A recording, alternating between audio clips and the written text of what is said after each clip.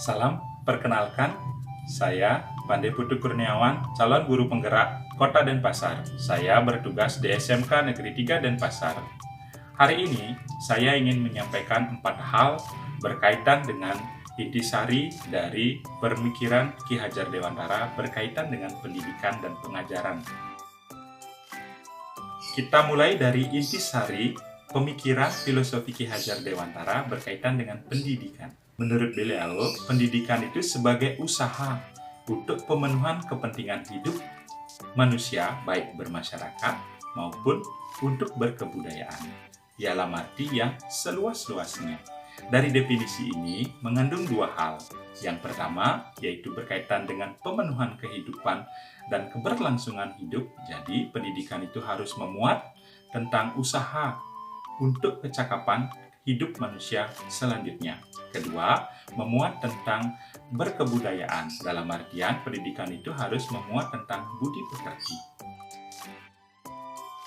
Setelah kita tahu intisari dari filosofi pendidikan menurut Ki Hajar Dewantara, bagaimanakah proses pembelajaran menurut beliau?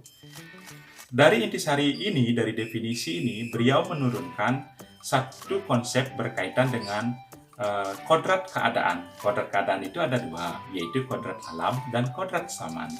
Nah, dari 2 kodrat ini, dalam pembelajaran, kita semestinya harus memperhatikan kondisi peserta didik. Hal ini sesuai dengan kodrat alam. Misalnya, pada saat pembelajaran, kita harus menggunakan bahan-bahan yang kontekstual.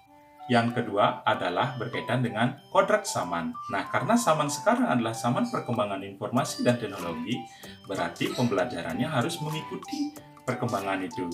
Misalnya, dengan media pembelajaran mengikuti perkembangan zaman dengan menggunakan media internet, kemudian media video, dan lain sebagainya.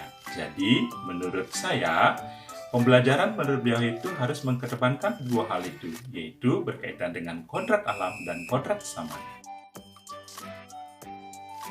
Kemudian yang ketiga, karena kita sudah mendefinisikan bahwa pembelajaran harus memuat berkaitan dengan konsep kodrat alam dan kodrat zaman itu, apa yang harus kita lakukan? Tentu saja sebagai guru, kita tidak henti-hentinya harus belajar supaya bisa mengikuti kodrat zaman anak itu.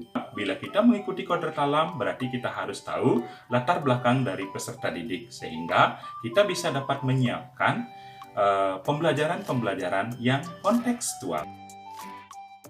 Ada beberapa hal yang sudah saya lakukan. Misalnya yang pertama, untuk memenuhi konsep filosofi tentang kodrat alam, saya sudah berusaha menggali latar belakang dari anak didik saya atau dari siswa saya. Sebagian besar adalah siswa perkotaan karena berada di Kota Denpasar, kemudian sebagian besar berhubungan dengan kepariwisataan, sehingga pembelajaran yang dilakukan paling tidak harus memuat tentang kepariwisataan dan kehidupan-kehidupan yang berkaitan dengan perkotaan itu. Kemudian yang kedua, berkaitan dengan kodrat zaman itu, yang sudah saya lakukan adalah menyiapkan pembelajaran-pembelajaran yang dapat diakses di mana saja, kapan saja, sesuai dengan kodrat zaman sekarang. Saya membuat rekaman, saya membuat video sebagai media pembelajaran yang dapat digunakan oleh anak-anak didik saya.